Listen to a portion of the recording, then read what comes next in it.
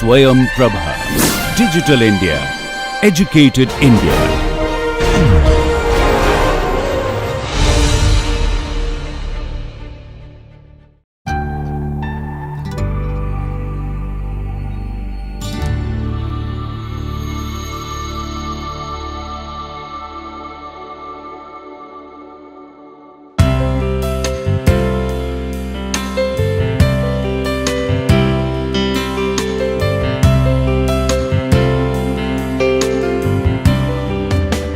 Welcome.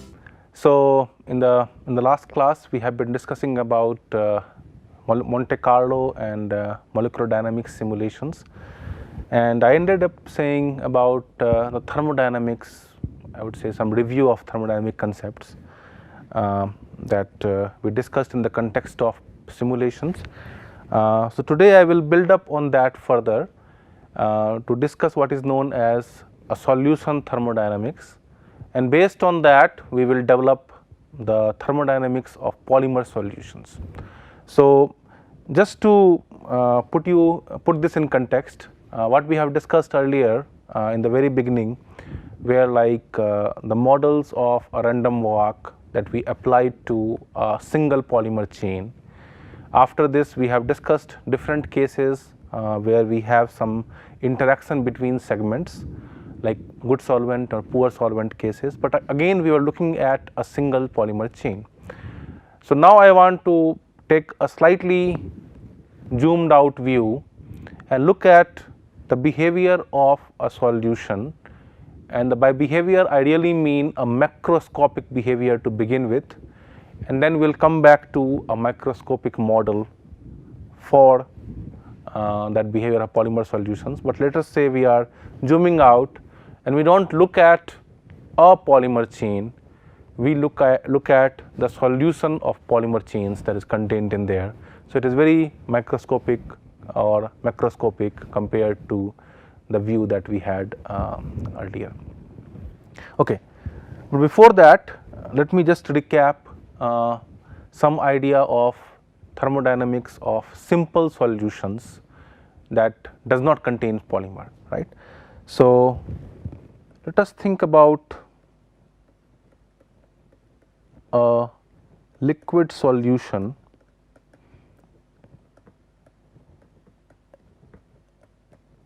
and for the sake of simplicity, let us say there are only two components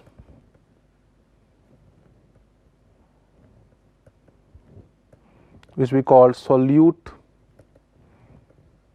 and solvent. These are my two components and it is a single phase liquid to begin with. Okay, we will come back to the idea about phases in a moment, but let us say it is single phase liquid to begin with. Then in that case, if I use the Gibbs phase rule, it tells me the number of intensive variables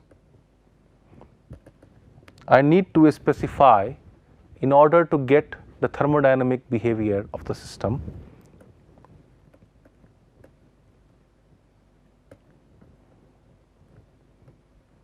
Number of intensive variable required to specify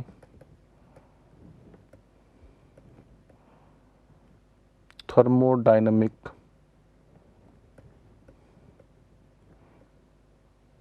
behavior of system, and in this case C is the number of components, which is 2, P is the number of phases, which is 1, so we get 3. So we can have 3 intensive variables which will perfectly characterize the system.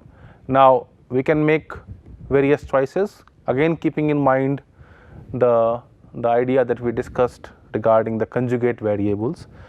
So let us say I pick temperature, pressure and composition. So composition I can specify in two ways. I can say either in terms of number of solute and number of solvent. So, where I refer solute as P and solvent as S. But now if I say in terms of number of molecules, then these two are not intensive, they are of course extensive variables. If I want to use an intensive variable, we can just define a mole fraction or a volume fraction that will be intensive. So, this will be like extensive and this will be intensive. So, we can either specify Tpx or we can specify Tp, Np, Ns, because using Np and Ns I can find x. Okay. Essentially, you only need 3 intensive variables. So, if I am given both Np and Ns, that is the number of molecules of solute and solvent, I can get the x, that is the mole fraction. So, now the relevant energy function in this case is the Gibbs free energy,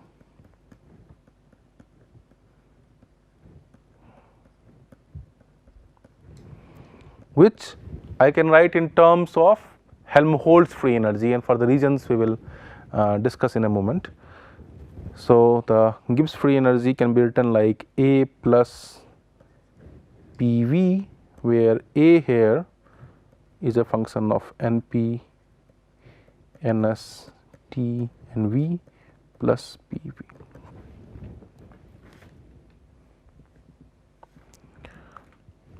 Okay.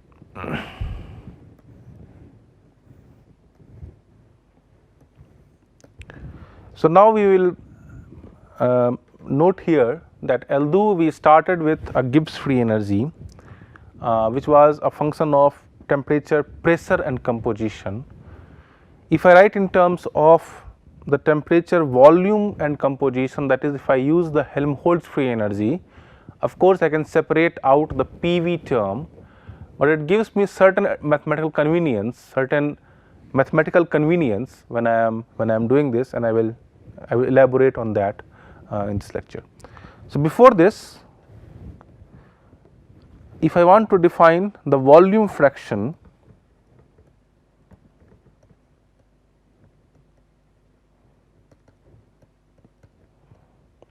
of solute, I can define E as something like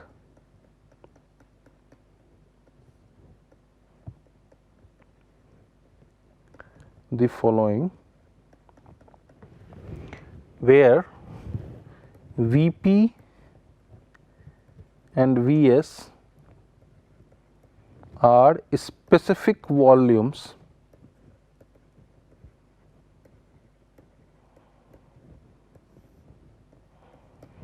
of solute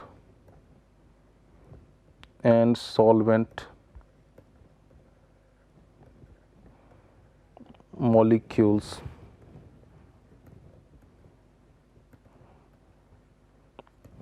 So, keep in mind that we do not refer to the actual volume of molecules, because exactly what does volume mean anyway. So, let us say if we have water, how do we define its volume? Is it the volume of electron cloud? Is it some sort of a volume occupied by the molecule? It is very arbitrary concept. So, the way we are defining a specific volume is the change in the volume if I add a molecule of water to a certain volume that is present already. So, it is defined as a change in volume, not as a volume of the molecule itself. It makes some difference in the actual meaning. What it means is that it can be dependent on the composition. The change in volume may be different by adding one molecule. If I add in say a solvent that is favorable to that molecule, or a solvent that is not favorable, we will come back to this later. But the basic idea is that we define Vp as dou V by dou Np, the change in volume if I keep the temperature, pressure and number of solvent molecules fixed if I add a molecule of solute. So, it can be different in dilute solution compared to a concentrated solution, because change in volume may in turn depend on the interactions present inside the system. Okay. Similarly, I can define Vs as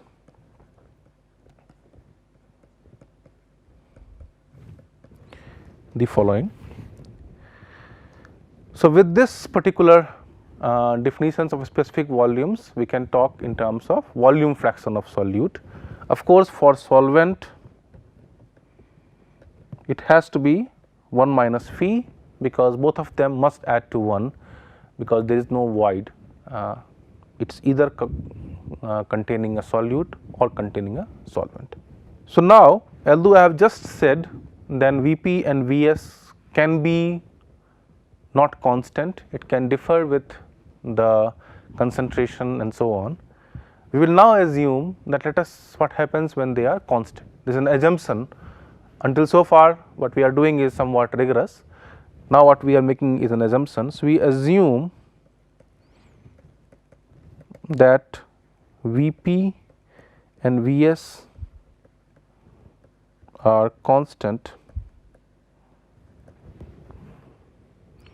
So, now by the way, before I do this, I can write my volume V as Vp Np plus Vs Ns, and this is also quite general. It is before the assumption that I am just making. So, if the Vp and Vs are constant, then for a constant value of Np and Ns, the volume is also constant. Okay. Because if Vp and Vs are constant here, Np and Ns is anyway constant. So, V will be constant. What this means is the solution is what is known as an incompressible solution, because there is no pressure here in the expression I am writing. Of course, the pressure may appear in the actual definition of specific volumes, but if I ignore that, then in that case what I am assuming is that the specific volumes are constant. That means volume is constant, and when the volume is constant, the system is considered incompressible. So, the pressure does not change the volume. So, although pressure and volume are conjugate variables and we should work in terms of either P or V, since we assume V to be constant, it does not matter, I can work in terms of both P and V. I can equivalently work in Helmholtz free energy as I can do in work in terms of Gibbs free energy, and that is the reason why we use the Helmholtz free energy, because it will be simpler for the analysis that we will do. So, now going back to where we started with, I wrote G as a function of this, which is PV plus A Ns and P Ns V T. V is anyway a constant here, so I can write it as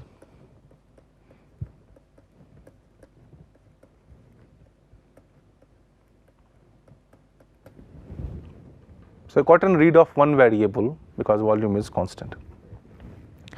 So, now if I look at this particular A term, then A is also an extensive variable, because the energy will change if the quantity of matter will change. Energy is extensive.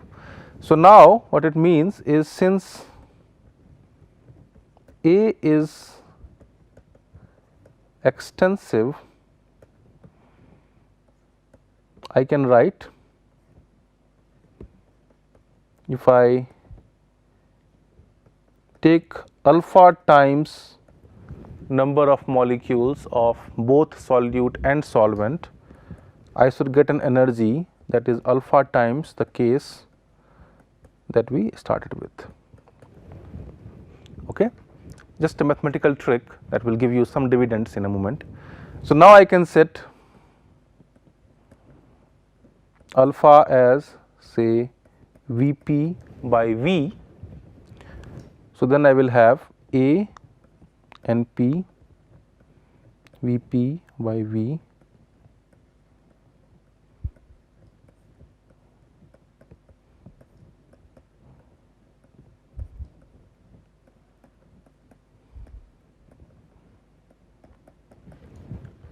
Now, let us recall from here, then this term is same as phi because denominator is capital V here. So, we have a phi appearing here. This term, if you notice carefully, is sorry, there was no alpha here.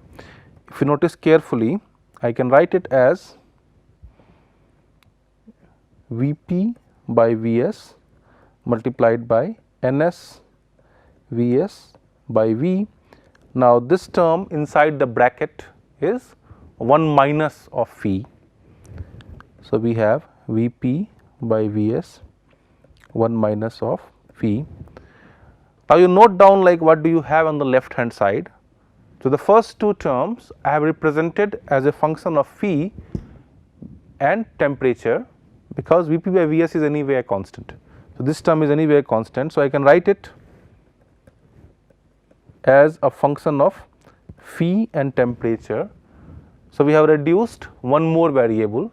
We no longer talk about the number of molecules of solute and solvent. I talk about the volume fraction of solute. And then what I can write is A of NP_NST is equal to volume times some function of phi t, where basically I consume the factor Vp by dividing by A and call that thing F.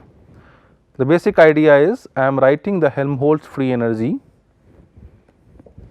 in terms of something we can refer to as a Helmholtz free energy density.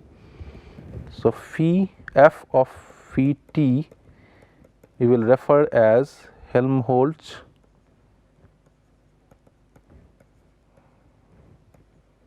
free energy density. That simply means that if I multiply it by volume, I will get the Helmholtz free energy.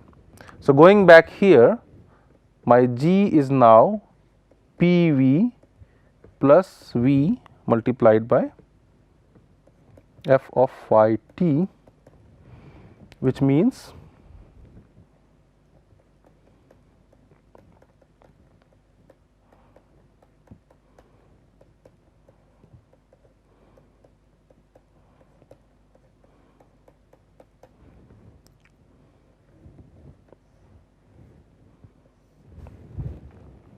okay. So, now I have a simple expression of the Gibbs free energy of the system in terms of a PV term and something that we refer to as the Helmholtz free energy density. We do not know what is the functional form of that F of phi t yet, but we can I will show you that why is that particular form is very convenient to look at the mixing behavior and the phase separation behavior of the systems. Before this, let us define what do I mean by mixing and phase separation. So, let us say if I start with two volumes of containers containing different volumes and different amounts of the solute. Let us say the first one has a volume V1, the other one has a volume V2, and they have volume fractions of solute phi1 and phi2. If I add them together,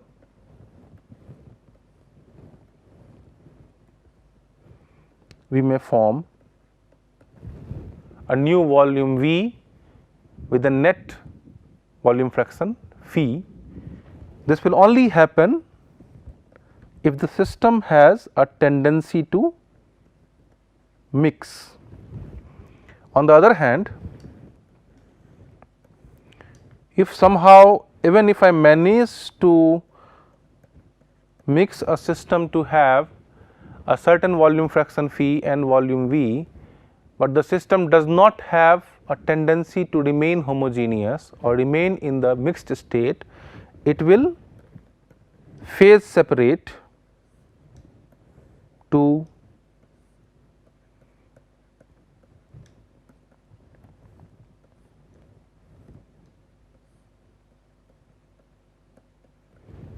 okay.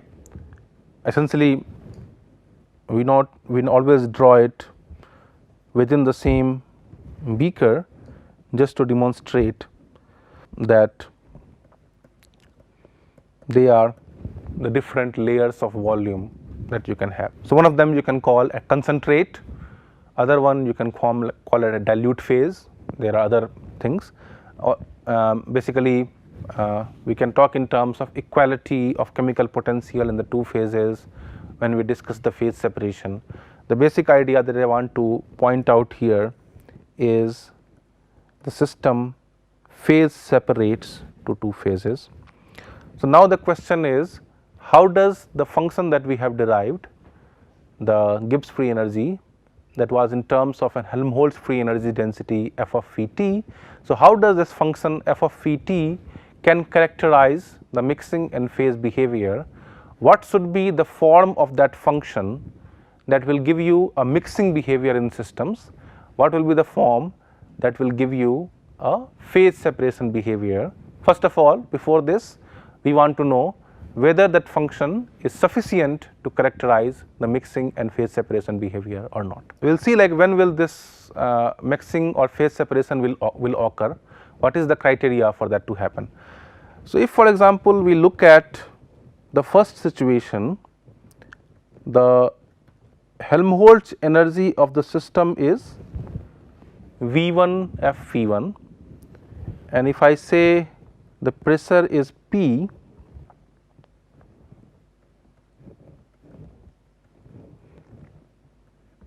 then we have P V1 plus V1 Phi1 as the Gibbs free energy, let us call it G1. Then similarly for the second liquid, we have V2P plus V2F of Phi2, and if they come together and form a homogeneous phase, we have G3 is equal to V of P plus V of F of Phi. We are assuming that it is happening at a constant temperature such that we can write f of phi t as simply f of phi. So, now we know from thermodynamics that the process will be favored if the resulting Gibbs free energy will be less than the sum of the Gibbs free energy of the phases that I have mixed together. That means Vp plus Vfe must be less than V1p plus V1f phi1 plus V2p plus V2f phi1 phi2. The first thing to note here is, since the volumes are assumed to be constant, when I add them together, V1 plus V2 become equal to V. That means a specific volume is assumed to be constant. So, what this means is I can really cancel out these three terms, and what I am left with is basically a term containing only the Helmholtz free energy density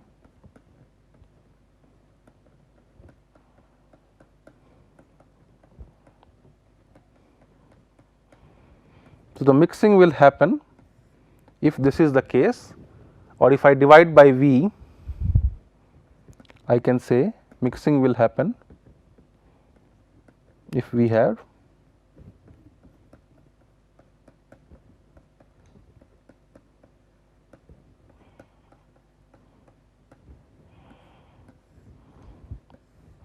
where x1 is equal to V1 by V. So, for mixing,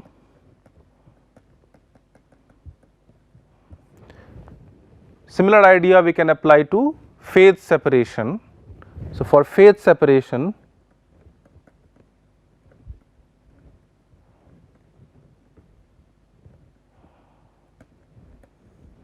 we should have V of F phi.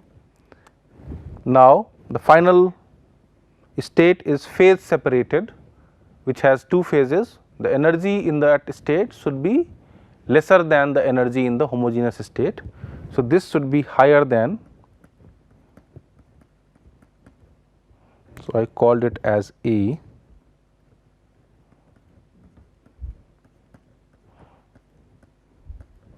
or I can say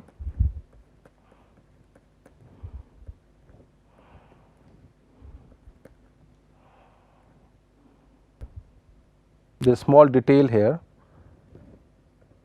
or an error earlier. The volume of the two phases has to be different, it must be VA and VB. So, now we have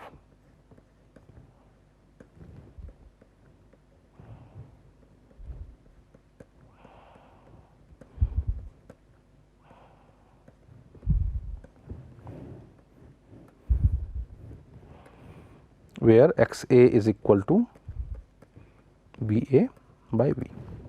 Okay.